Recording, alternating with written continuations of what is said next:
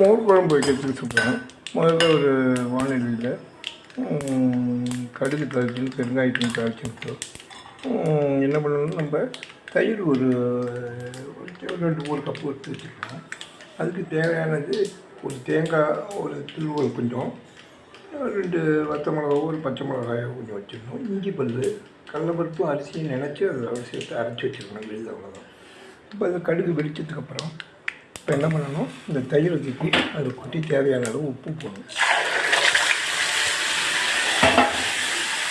தேவையான அளவு கொஞ்சம் உப்பு போடணும். இந்த மஞ்சப்பொடி கொஞ்சம் போட்டுவிட்டு இந்த அரைச்ச தேங்காய், பச்சை மிளகா, அரிசி அரைச்ச விழுதை அதை ஊற்றணும்.